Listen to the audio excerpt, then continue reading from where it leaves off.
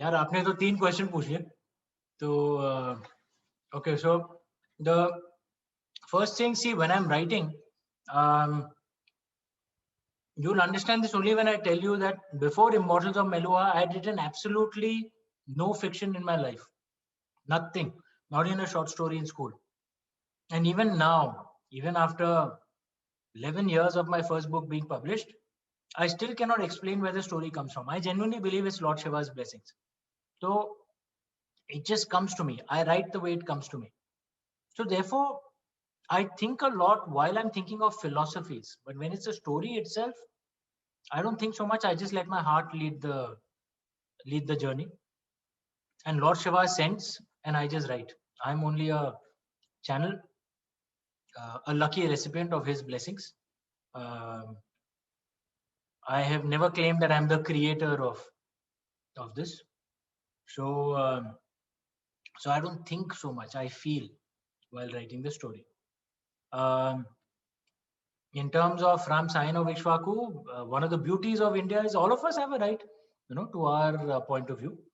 And another beauty of India is all of us can respectfully agree or disagree. And the third thing, good thing for me, luckily, is still, there are many people who like the book as well.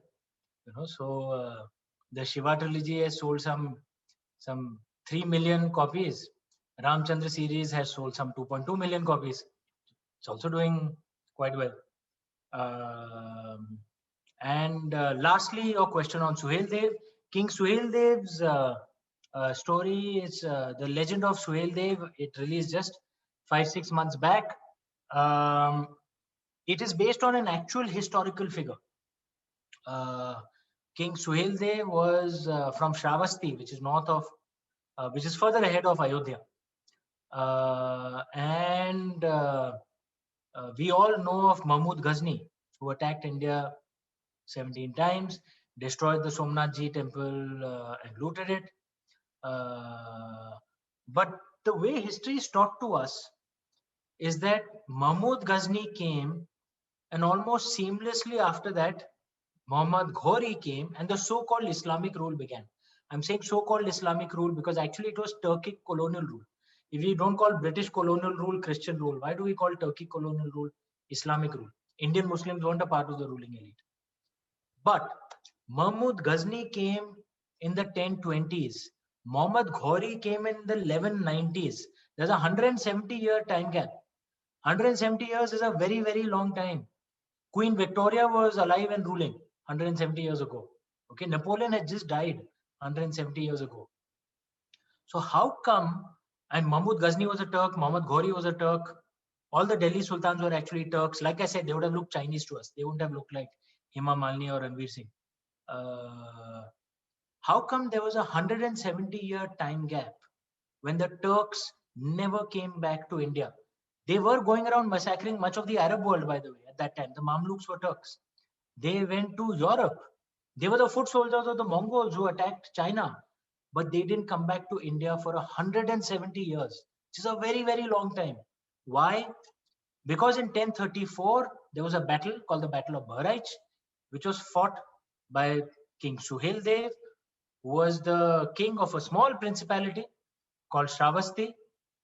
And King Suhail Dev, I was just talking about Chanakya Niti. King Suhail Dev fought like with Chanakya Niti.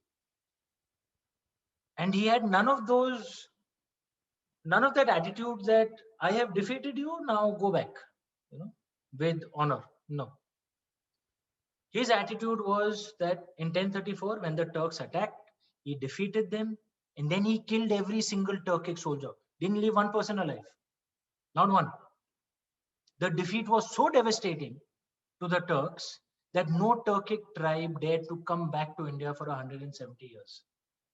Shouldn't we know the story of such a brilliant hero? Perhaps one of the most consequential Indian heroes of the last 1,000 years, King Suhail Dev. In any other country, his statue would have been there in every city. Everyone would know his story. But our country, we have such a bizarre sense of our own history that we don't celebrate our own heroes.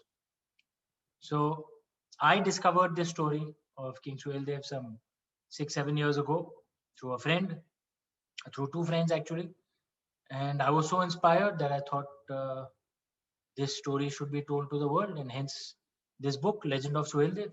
Do check it out. Very, very inspiring story, and it's true. It's a fictional story, but based on actual true events. Thank you so much, sir. चलिए हम चलें फिर. Yes, sir.